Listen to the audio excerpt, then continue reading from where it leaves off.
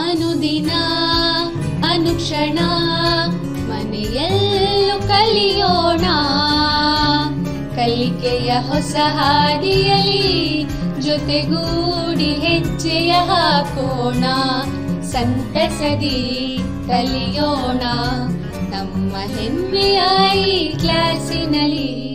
Yes sir. Yes teacher. Present ma'am. बिस्मिल्लाहिर्रहमानिर्रहीम।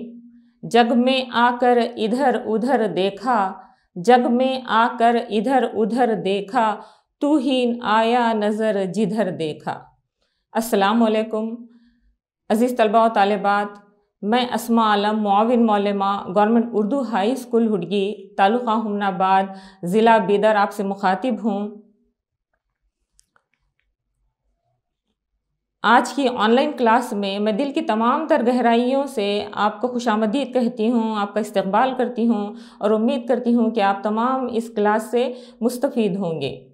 अज़ीज़ तलबा व तालिबात, इश्क़ व मोहब्बत की कई सूरतें हो सकती हैं। अल्लाह की पैदा करदा तख्लीक़ करदा किसी भी शय से, किसी भी चीज़ से मोहब्बत हो सकती है, लगाव हो सकता है, अच्छी शक्ल व सूरत से मोहब्बत हो सकती है और अच्छी सीरत से भी मोहब्बत हो सकती है, तालीम से, इल्म से मोहब्बत हो सकती है और अच्छी ज़ुबान से भी मोहब्बत हो सकती है, और उर्दू जैसी मीठी शीरीं ज़ुबान से तो मोहब्बत हो ही सकती है।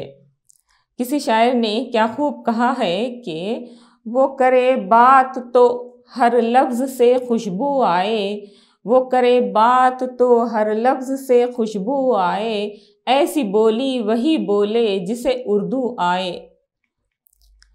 वो उर्दू का मुसाफिर है यही पहचान है उसकी, वो उर्दू का मुसाफिर है यही पहचान है उसकी, जहाँ से भी गुज़रता है सलीक़ा छोड़ जाता है। अज़ीज़ तलबा व तालिबात, उर्दू से लगाव जवाहरलाल नेहरू को भी था। उनकी उर्दू दोस्ती को समझने के लिए हम मोहम्मद रफ़ी अंसारी का मज़मून जवाहरलाल नेहरू की उर्दू दोस्ती का मुताला करेंगे, जो हमारी जमात दहम की निसाबी किताब में शामिल है। अज़ीज़ तलबा व तालिबात, आप सफ़ा नंबर 31 निकालिए, कॉपी क़लम के साथ तैयार रहिए, अहम निकात को क़लमबंद भी करते जाइए और तवज्जो से ये सबक सुनिए। गैर अफ़सानवी अंदाज में लिखी जाने वाली तहरीर मज़मून कहलाती है। गैर अफ़सानवी अंदाज, अफ़साना किसे कहते हैं? कहानी या दास्तान। ऐसी तहरीर जिसमें कोई कहानी या दास्तान ना हो उसे मज़मून कहते हैं। ये जो मज़मून है, मोहम्मद रफ़ी अंसारी का जो मज़मून है, ये उर्दू ज़ुबान की मकबूलियत से ताल्लुक़ रखता है। मोहम्मद रफ़ी अंसारी का ये मज़मून हमारे पहले वज़ीर आज़म पंडित जवाहरलाल नेहरू की उर्दू दोस्ती की याद दिलाता है। आप इस तस्वीर में देख सकते हैं, आज़ाद हिंदुस्तान के पहले वज़ीर आज़म की ये तस्वीर है। इन्हीं की उर्दू दोस्ती को हम आज पढ़ने जा रहे हैं। सबसे पहले हम मोहम्मद रफ़ी अंसारी का तारुफ़ पढ़ेंगे। मोहम्मद रफ़ी अंसारी 1 जून 1951 ईस्वी में भिवंडी ज़िला थाना में पैदा हुए। आप यहाँ पे तस्वीर में हमारे हिंदुस्तान का नक्शा और महाराष्ट्र का नक्शा भी देख सकते हैं और वहाँ पे भिवंडी की निशानदेही भी की गई है, वहीं की उनकी पैदाइश है। रईस हाई स्कूल और जूनियर कॉलेज भिवंडी में दर्स व तदरीस के फ़राइज़ अंजाम देने के बाद हाल ही में मुलाजमत से सुबुकदोश हुए हैं। वो मज़मून निगार, शायर और कॉलम नवीस भी हैं। रफ़ा दफ़ा, उनके 2 मज़ाहिया मज़ामीन के मजमूए भी शाये हो चुके हैं। एक का नाम है खमियाज़ा और एक का नाम है रफ़ा दफ़ा। ये उनके मज़ाहिया मज़ामीन के मजमूए हैं। इसके अलावा बच्चों की नज़मों पर मुश्तमिल भी उनके 2 मजमूए मंजर आम पर आ चुके हैं। ज़मीन के तारे एक है और एक है जुग जुग जियो। अज़ीज़ तलबा व तालिबात, अभी हमने एक जो मुख्तसर सा तारुफ़ पढ़ा, उसी से मुतालिक, उसी के हवाले से एक छोटी सी सरगर्मी करेंगे। खाली जगहों को मुनासिब अल्फाज से पुर कीजिए। मोहम्मद रफ़ी अंसारी डैश में पैदा हुए। वो डैश शायर और कॉलम नवीस भी हैं। ان کے 2 مزاحیہ مضامین کے مجموعے ڈیش اور ڈیش شائع ہو چکے ہیں۔ بچوں کی نظموں پر مشتمل 2 مجموعے ڈیش اور ڈیش منظر عام پر آئے ہیں۔ عزیز طلباء و طالبات، ابھی ہم نے جو تعارف پڑھا اسے سے متعلق یہ خانہ پوری ہے۔ یہاں پہ ہمیں خانہ پوری کرنا ہے۔ دیکھیے، محمد رفیع انصاری ڈیش میں پیدا ہوئے۔ 1 جون 1951 عیسوی، بھیونڈی ضلع تھانہ ہے۔ وہ مضمون نگار، شاعر اور کالم نویس بھی ہیں۔ ان کے 2 مزاحیہ مضامین کے مجموعے کون کون سے ہیں؟ ایک ہے خمیازہ اور ایک ہے رفع دفع۔ بچوں کی نظموں پر مشتمل ان کی کتابیں 2 مجموعے کون کون سے ہیں؟ زمین کے تارے اور جگ جگ جیو۔ پیارے بچوں، اب ہم جواہر لال نہرو کی اردو دوستی سبق پڑھیں گے۔ پنڈت جواہر لال نہرو کو اردو سے دلی لگاؤ تھا یعنی محبت تھی۔ ان کے والد موتی لال نہرو اردو اور فارسی سے بہت اچھی واقفیت رکھتے تھے۔ واقفیت کے کیا معنی ہیں؟ دیکھیے، جان پہچان، شناسائی۔ ان کے والد موتی لال نہرو اردو سے اچھی واقفیت رکھتے تھے، شناسائی تھی، وہ جانتے تھے اردو۔ پیارے بچوں، جواہر لال نہرو کے یہ والد ہیں، ان کی تصویر ہے موتی لال نہرو، اور یہ ان کی والدہ ہیں سروپ رانی۔ اردو نہرو جی کی والدہ، اہلیہ، دادی اور نانی کی مادری زبان تھی۔ اہلیہ کے معنی ہیں ان کی بیوی، یعنی ان کے اہل خاندان اردو جانتے تھے۔ نہرو جی نے احمد نگر کی اسیری کے دوران مولانا ابوالکلام آزاد سے اردو کا درس لیا تھا۔ اسیری کے کیا معنی ہیں؟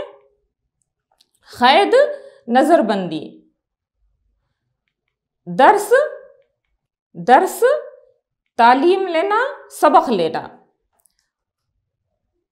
احمد نگر کے قلعے کی یہ تصویر ہے۔ انگریزوں نے احمد نگر کے قلعے کو جدوجہد آزادی میں شامل رہنماؤں کو قید کرنے کے لیے اسے قید خانہ بنا دیا تھا۔ یہاں پر جب جواہر لال نہرو قید تھے، وہیں اسی دوران مولانا ابوالکلام آزاد بھی قید تھے۔ پیارے بچوں، آپ نے جماعت نہم میں مولانا ابوالکلام آزاد کا سبق پڑھا ہے، ان کے تعلق سے تفصیلی معلومات حاصل کی ہیں۔ یہ اردو کے بہت بڑے ادیب ہیں، صحافی ہیں، دانشور ہیں، ماہر تعلیم ہیں اور مفسر قرآن ہیں اور مجاہد آزادی بھی ہیں۔ پیارے بچوں، جواہر لال نہرو اور مولانا ابوالکلام آزاد احمد نگر کے قلعے میں قید تھے، تو جواہر لال نہرو نے مولانا آزاد سے ہی اردو سیکھی ہے۔ پنڈت جواہر لال نہرو کی بیٹی اندرا ان سے ہمیشہ ختم اردو اشعار کی فرمائش کیا کرتی تھیں۔ احمد نگر جیل سے لکھے گئے اپنے ایک خط میں وہ اندرا جی کو لکھتے ہیں۔ زیر نظر تصویر میں آپ اندرا جی اور پنڈت جی کو دیکھ سکتے ہیں۔ جواہر لال نہرو نے اندرا کو خط میں کیا لکھا ہے؟ دیکھیے، تم نے ہر خط میں مجھے اردو کا شعر لکھنے کو کہا تھا، لیکن میں نے اس پر عمل نہیں کیا کہ اردو یا ہندی کے خطوط سینسر والے روک لیتے ہیں۔ سینسر کے کیا معنی ہیں؟ دیکھیے، احتساب، حساب کتاب کرنا، جانچ پڑتال کرنا، پکڑنے والا شخص یا آلہ۔ انگریزوں کو خوف تھا کہ قید خانے سے اردو یا ہندی کے خطوط کے ذریعے کوئی خفیہ باتیں، کوئی انگریزوں کے خلاف سازش کی بات باہر پہنچائی جا رہی ہوں گی۔ اسی وجہ سے وہ اردو اور ہندی کے خطوط کو سینسر کرتے تھے، اسے جانچ پڑتال کرتے تھے ان خطوط کی، اور کبھی کبھی اس کو روک بھی لیتے تھے۔ اسی لیے جواہر لال نہرو اندرا کو خط میں لکھ رہے ہیں کہ تم نے ہر خط میں مجھے اردو کا شعر لکھنے کو کہا تھا، لیکن میں نے اس پر عمل نہیں کیا کہ اردو یا ہندی کے خطوط سینسر والے روک لیتے ہیں، وہ ان میں کچھ خفیہ معنی پڑھنے کی کوشش کرتے ہیں۔ خفیہ کے کیا معنی ہیں؟ پوشیدہ یا چھپے ہوئے۔ انگریز اردو یا ہندی کے خطوط میں کچھ خفیہ معنی پڑھنے کی، کچھ پوشیدہ معنی پڑھنے کی کوشش کرتے تھے۔ آگے خط میں لکھ رہے ہیں کہ غالب کے اشعار خدرے مشکل ہیں۔ خدرے کیا معنی ہیں؟ دیکھیے، خدرے کے تھوڑا یا خلیل۔ غالب کے اشعار تھوڑے سے مشکل ہوتے ہیں، ان کے مقابلے میں اردو کی ہلکی پھلکی شاعری زیادہ مفید رہے گی۔ مفید کے کیا معنی ہیں؟ دیکھیے، فائدے مند، سود مند۔ اس کے بعد آگے خط میں جو ہے لکھ رہے ہیں، وہ ذیل میں 2 اشعار لکھ رہا ہوں، ایک غالب کا ہے اور دوسرا نظم طباطبائی کا ہے۔ غالب کا شعر وہ لکھ رہے ہیں کہ ہم کو معلوم ہے جنت کی حقیقت لیکن دل کے خوش رکھنے کو غالب یہ خیال اچھا ہے۔ یہ تصویر میں آپ دیکھ سکتے ہیں، یہ غالب کی تصویر ہے، یہ اردو کے بہت بڑے شاعر ہیں۔ غالب اس شعر میں کہہ رہے ہیں کہ ہم جانتے ہیں کہ جنت کی حقیقت ہی نہیں ہے، اس کا کچھ وجود ہی نہیں ہے، دل کے خوش رکھنے کو یہ خیال اچھا ہے کہ دنیا میں جتنی بھی تکلیفیں اٹھائی ہیں ان کا نعم البدل جنت میں مل جائے گا۔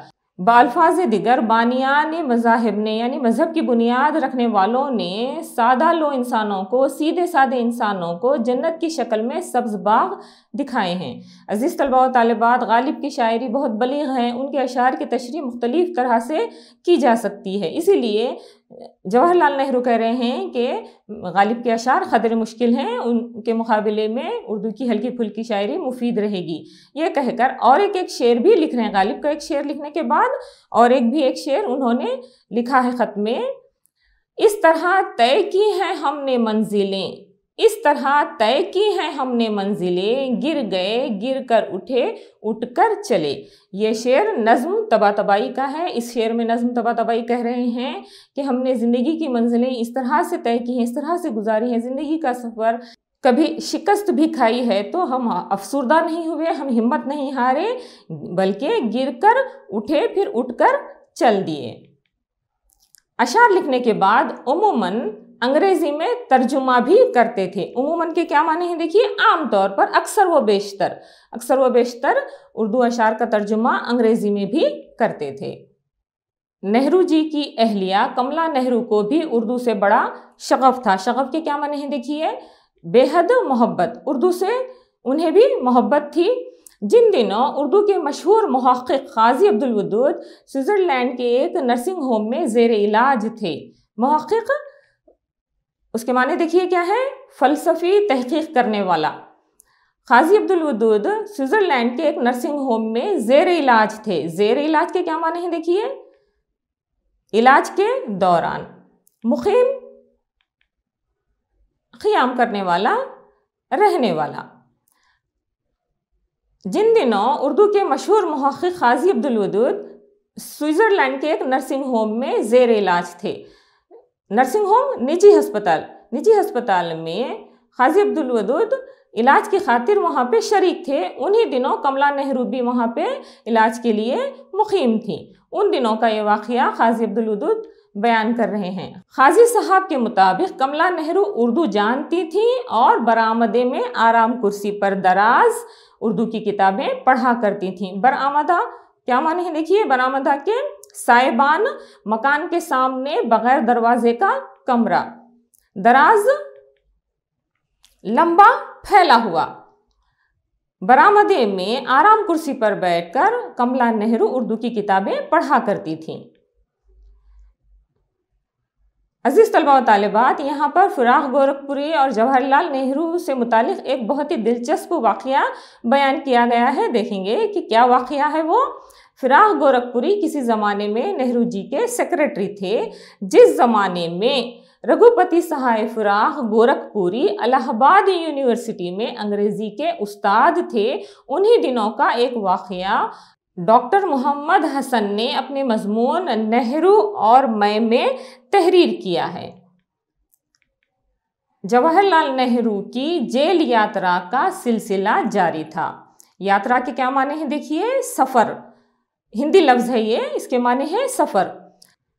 یہاں پہ دیکھیے جیل یاترا کا سلسلہ، جواہر لال نہرو نے ہندوستان کی آزادی دلانے کی کوشش میں، اس کی جد و جہد میں کئی مرتبہ جیل گئے ہیں، اس وجہ سے یہاں پہ سلسلہ لفظ استعمال ہوا ہے۔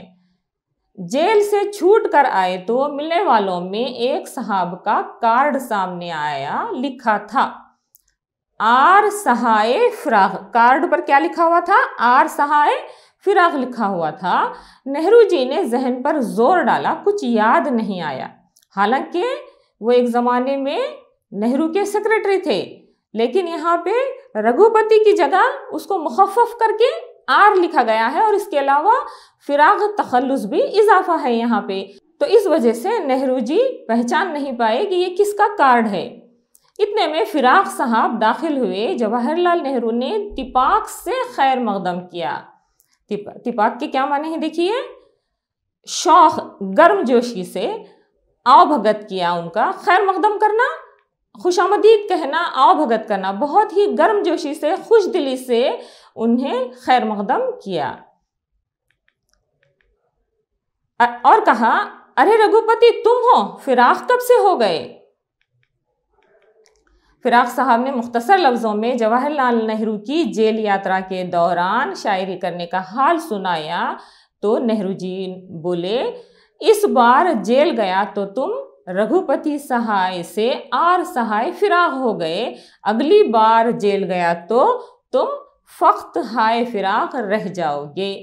عزیز طلبہ و طالبات، اس لفظ پہ توجہ دیجئے. فقط ہائے فراق کیا معنی ہے دیکھیے. ہائے ایک کلمہ تاسف ہے، افسوس. فراق کے معنی ہے جدائی. ہائے فراق یعنی افسوس، جدائی.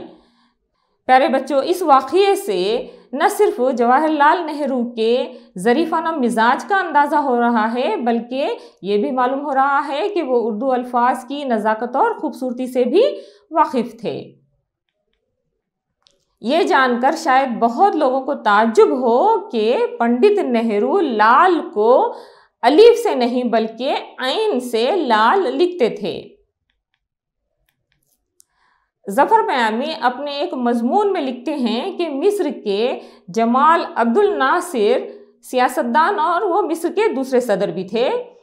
ان کے دورہ ہند کے موقع پر ایک محفل میں نہرو جی نے جمال عبد الناصر سے جب یہ کہا کہ میرے نام کے تینوں الفاظ جواہر لال نہرو عربی یا فارسی سے آئے ہیں، تو جمال عبد الناصر نے یہ سن کر جواب دیا کہ یہ الفاظ فارسی نہیں بلکہ خالص عربی کے ہیں. جواہر جوہر کی جمع ہیں اور لال سرخ رنگ کے جوہر یا قیمتی پتھر جیسے الماس، یاقوت، ہیرا وغیرہ. خالص اصل، کھرا، صاف. جواہر لال نہرو نے عبد الناصر سے جب یہ کہا کہ میرے نام کے تینوں الفاظ عربی یا فارسی کے ہیں تو انہوں نے جواباً کہا کہ یہ فارسی کے نہیں بلکہ خالص عربی کے الفاظ ہیں. پنڈت جواہر لال نہرو کی اردو دوستی کا یہ ناقابل فراموش واقعہ بھی ہماری نئی نسل تک پہنچنا ضروری ہے. ناقابل فراموش کے کیا معنی ہیں؟ نہیں بھولنے کے لائق. یعنی ایسا کوئی ایک واقعہ ہے جسے بھولا نہیں جا سکتا ہے، اس واقعے کو نئی نسل تک پہنچانا ضروری ہے. جمہوریہ ہند کی آئین ساز اسمبلی میں زبان کے سوال پر بحث چل رہی تھی. آئین ساز اسمبلی قانون بنانے والی جماعت. سوال یہ تھا کہ کن زبانوں کو 8ویں جدول میں رکھ کر قومی زبان کا درجہ دیا جائے. جدول، فہرست، نقشہ. عزیز طلباء و طالبات، آئین ہند کی 8ویں جدول میں شامل 22 قومی زبانیں یہ ہیں جن میں اردو بھی شامل ہے. پنڈت نہرو نے جن زبانوں کی فہرست پیش کی تھی ان میں اردو بھی تھی. اس پر جبل پور کے ایک کانگریسی سیٹھ گووند داس نے چلا کر پوچھا، اردو بھلا کس کی مادری زبان ہو سکتی ہے؟ پنڈت نہرو نے اسی جھلاہٹ کے لہجے میں چیخ کر جواب دیا. جھلاہٹ کے کیا معنی ہے دیکھیے. غصہ. غصے میں انہوں نے جواب دیا، اردو میری اور میری دادی کی زبان ہے. اردو کے فروغ کے لیے نہرو نے ہمیشہ مخلصانہ کوششیں کی ہیں. اس باب میں فرقہ پرستوں اور متعصبوں کو ترکی بترکی جواب دیتے رہے. فروغ، ترقی، روشنی، چمک. عزیز طلبہ و طالبات، یہاں پہ حروف تھوڑے بکھر گئے ہیں. مخلصانہ، خلوص سے، خالص، سچا. فرقہ پرست، اپنی جماعت کا طرفدار. متعصب، تعصب کرنے والا، بے جا حمایت کرنے والا. جواہر لال نہرو نے اردو کی ترقی کے لیے، اردو کے فروغ کے لیے بہت ہی مخلصانہ خلوص سے کوششیں کی. اس ضمن میں، اس باب میں اگر کوئی تنگ دلی کا مظاہرہ کرتے، کوئی متعصب پسند ہوتا، کوئی تعصب پسند ہوتا، فرقہ پرست ہوتا، تو انہیں وہ ترکی بترکی جواب بھی دیتے تھے۔ ترکی بترکی جواب دینا یہ ایک محاورہ ہے جس کے معنی ہے جیسا کوئی کہے ویسا جواب دینا، سخت جواب دینا۔ عزیز طلباء و طالبات، محاورہ کسے کہتے ہیں دیکھیں گے، وہ کلمہ یا کلام جسے اہل زبان نے لغوی معنی کی مناسبت یا غیر مناسبت سے کسی خاص مفہوم کے لیے مخصوص کر لیا ہو۔ جیسے ترکی بترکی جواب دینا یہ ایک محاورہ ہے۔ فروری 1958 عیسوی کو انجمن ترقی اردو ہند کی کل ہند اردو کانفرنس کے افتتاحی اجلاس کو خطاب کرتے ہوئے انہوں نے کہا تھا، کانفرنس کے کیا معنی ہیں دیکھیے، اجلاس کسی خاص مسئلے پر جمع ہونا، افتتاحی اجلاس، افتتاحی کے کیا معنی ہیں، شروع کا، اجلاس جلسہ، نشست، خطاب گفتگو، کسی کی طرف مخاطب ہونا۔ فروری 1958 عیسوی کو انجمن ترقی اردو ہند کی کل ہند اردو کانفرنس تھی، اس کا افتتاحی جلسہ تھا۔ وہاں پہ خطاب کرتے ہوئے جواہر لال نہرو نے کہا تھا، مجھے اردو کے بارے میں بالکل فکر نہیں، وہ ایک جاندار زبان ہے، اسے دبانا یا ختم کرنا ناممکن ہے، لیکن تنگ دلی کے مظاہرے پر مجھے اکثر افسوس ہوتا ہے، میری خواہش ہے کہ اردو ترقی کرے، پھلے پھولے۔ مظاہرے کے کیا معنی ہیں دیکھیے، اظہار، تنگ دلی کا اظہار اگر ہو رہا ہے تو اس پر جواہر لال نہرو افسوس کر رہے ہیں۔ عزیز طلباء و طالبات، امید کرتی ہوں کہ آپ کو یہ جواہر لال نہرو کا سبق سمجھ میں آ گیا ہوگا۔ اس کی یہ پہلی نشست کا حصہ یہاں تک ختم ہوتا ہے۔ اب اس کے بعد ابھی ہم نے جو پڑھا ہے اسی حوالے سے سرگرمی کریں گے، ایک جملے کے سوال جواب دیکھیں گے کہ کون کون سے ہیں۔ بہت آسان ہے، آپ جواب دینے کی کوشش کریں۔ رگھوپتی سہائے فراق یونیورسٹی میں کون سا مضمون پڑھاتے تھے؟ پیارے بچوں، سوال جواب تھوڑا آگے پیچھے ہو گئے ہیں، پہلے چوتھا سوال ہی آ گیا ہے، دیکھیں گے ہم اسی کا جواب کیا ہے۔ رگھوپتی سہائے فراق یونیورسٹی میں انگریزی مضمون پڑھایا کرتے تھے۔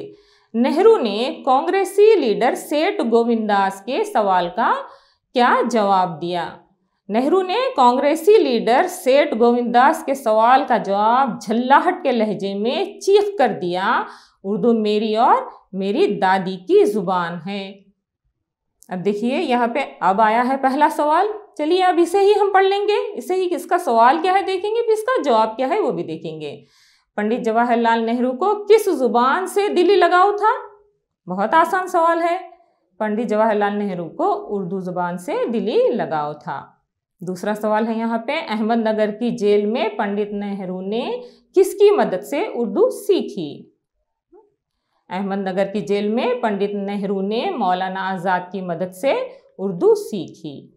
اب تیسرا سوال ہے دیکھیے، پنڈت نہرو اپنے پورے نام کا املا کس طرح لکھتے تھے؟ پنڈت نہرو اپنے پورے نام کا املا جواہر لال نہرو لکھتے تھے۔ یہاں پہ لال دیکھیے، لام عین لام، اس طرح سے وہ لکھتے تھے۔ پیارے بچوں، اب ایک مختصر سوال کا جواب بھی دیکھیں گے کہ کیا ہے وہ سوال اور اس کا کیا جواب ہے۔ نہرو نے اندرا کی فرمائش کا کیا جواب دیا؟ نہرو نے اندرا کی فرمائش کا یہ جواب دیا کہ تم نے ہر خط میں مجھے اردو کا شعر لکھنے کو کہا تھا، لیکن میں نے اس پر عمل نہیں کیا کہ اردو یا ہندی کے خطوط سینسر والے روک لیتے ہیں۔ پیارے بچوں، متن کے حوالے سے وضاحت دیکھیں گے۔ اب کیا ہے جملہ، کیا ہے دیکھیے، اردو یا ہندی کے خطوط سینسر والے روک لیتے ہیں۔ عزیز بچوں، جب متن کے حوالے سے وضاحت لکھنا ہوتا ہے تو 6 نکات لکھنا ہوتا ہے اس میں کہ مضمون کون سا ہے اور مضمون نگار کون ہے۔ مضمون کا نام بھی لکھنا اور مضمون نگار کا نام بھی لکھنا۔ اس کے علاوہ کس نے کہا، کس سے کہا، کب کہا، کیوں کہا۔ یہ 6 نکات اگر امتحان میں لکھیں گے تو 3 نمبرات حاصل ہوتے ہیں۔ تو اب اس جملے کی متن کے حوالے سے وضاحت کیا ہے دیکھیے. یہ جملہ محمد رفیع انصاری کے مضمون جواہر لال نہرو کی اردو دوستی سے لیا گیا ہے. یہ جملہ پنڈت جواہر لال نہرو نے اپنی بیٹی اندرا سے خط کے ذریعے اس وقت کہا جب وہ جیل میں تھے. اندرا اپنے خط میں اردو اشعار کی فرمائش کیا کرتی تھی. اس پر عمل نہیں کرنے کی وجہ بتاتے ہوئے نہرو نے یہ جملہ لکھا. اب یہ دوسرا متن کے حوالے دیکھیے. اگلی بار جیل گیا تو تم فخت ہائے فراق رہ جاؤ گے. پیارے بچوں، اسی سبق سے یہ جملہ ہے، تو اس سبق کا نام اور مضمون نگار کا نام وہی رہے گا. اگر کسی دوسرے سبق سے کوئی جملہ ہوتا تو اس سبق کا نام اور اس سبق کے لکھنے والے کا نام آنا چاہیے. لیکن چونکہ یہاں پہ یہ اسی سبق کا لیا ہوا جملہ ہے تو یہاں پہ مضمون نگار اور مضمون کا نام وہی رہے گا. یہ جملہ محمد رفیع انصاری کے مضمون جواہر لال نہرو کی اردو دوستی سے لیا گیا ہے. فراغ نے نہرو سے ان کی جیل یاترا کے دوران شاعری کرنے کا حال سنایا اور اپنے نام کو مختصر آر سہائے فراق کر لیا ہے. یہ سن کر نہرو نے مذاق سے یہ ظریفانہ جملہ کہا. اب یہ دیکھیے تیسرا جملہ ہے، اردو میری اور میری دادی کی زبان ہے.